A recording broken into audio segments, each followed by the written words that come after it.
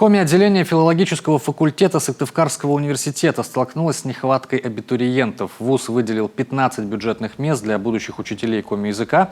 Однако на сегодняшний день документы подали только 4 абитуриента. Как отмечают на кафедре коми-филологии, преимущественно у них учатся выпускники сельских школ, где в основном и общаются на родном языке. Однако в последнее время сложилась печальная тенденция. Во многих сельских школах 11 классы заканчивают только 3-4 человека. Для республики преподавателей родного языка и литературы готовит только наша кафедра. Поэтому они всегда востребованы. И насколько я знаю, в Сыктывкаре сейчас есть потребность в учителях коми-языка и литературы, поскольку увеличилось количество детей, изучающих коми-язык как государственный. Между тем, именно выпускники кафедры коми-филологии вносят большой вклад в развитие и сохранение коми-языка. Они работают в госучреждениях, школах, детских садах, в редакциях газет и журналов, на радио и телевидении, в культурных организациях.